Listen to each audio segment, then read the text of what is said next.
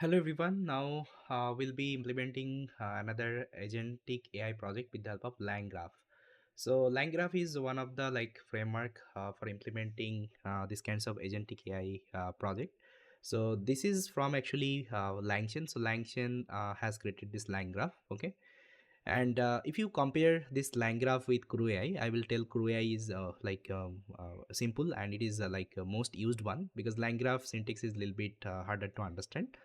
Okay, so personally I like CrewAI, but if you are interested, you can also explore the LangGraph. So let's see how we can create a basics agents with the help of this LangGraph. So you can see their documentation, but this LangGraph documentation is not very organized. So first of all, let's see my demo. Okay, then after that you can go to the documentation, then you can understand. So I have already prepared the content, guys. You can see. So how to set up the project? The same thing you have to do. First of all, open up your terminal.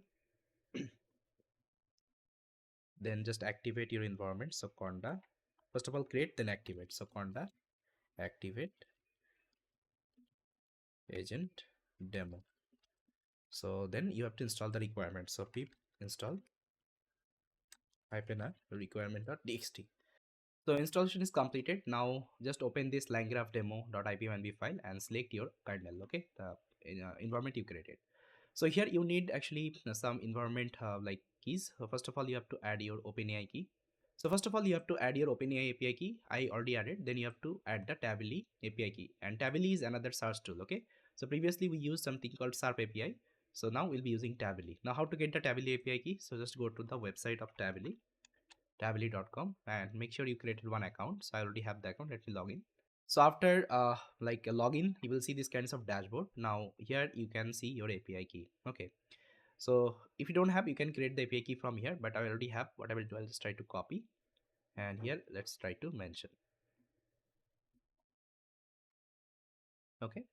Then after that, let's load the API key. I will set as environment variable. I will load the OpenAI model. I'm using GPT 3.5 turbo model. And here, first of all, I'm testing this Tabili search. Okay, so here I'm doing a search operation. Tell me about 2025 LA wildfire updates. Okay, I think you know in Los Angeles there was a wildfire.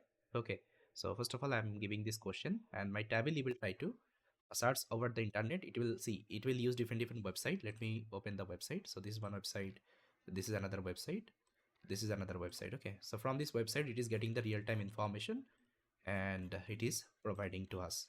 Okay, but here we have lots of content. Okay, so we have to pass this content to the LLM will try to summarize, it will give me the defined answer. So this thing we'll try to do right now. Okay, you can see it is giving you the search result. Now here search is equal to 3, that's why it is referring 3 website. If it is 4, it will refer 4 website. Okay, that's how. Now let's initialize the tool. That means this particular tool we have created, Tabili search tool. Now this is the tool, you can see it's a Tabili search tool. Now let's import the agents from LangGraph. So LangGraph pre-built create react agents. Okay, and we are creating the agent object. So it will take your LLM as an tool.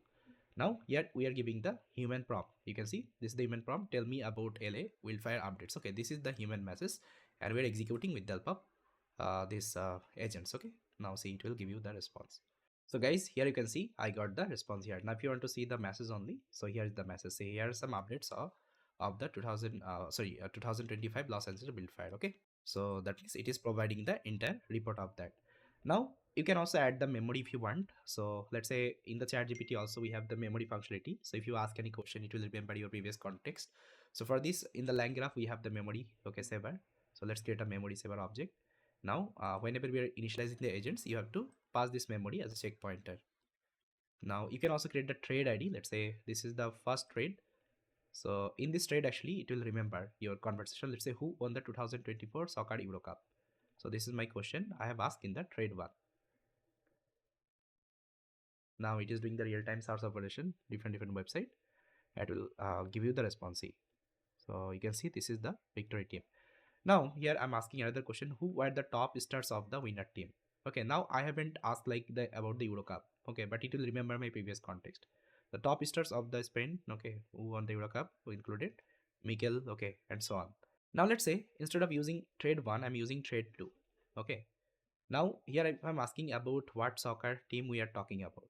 Now here you can see it is telling I don't have the context of the previous conversation. But if I give, so now if I change the trade ID, let's say 1, now if I execute, so it should able to give me the answer. See, we are talking about the Spain national soccer team. Okay, so that means that's how we can create the memory functionality if you want with your agents. Okay, so this was a a demo of the LangGraph. I hope you got it, guys. So that's how we can implement agents. Now simply go to the documentation and you can check it their example. Definitely will be able to build your own agents. So yes guys, this is all about. I hope you liked it. Thank you so much.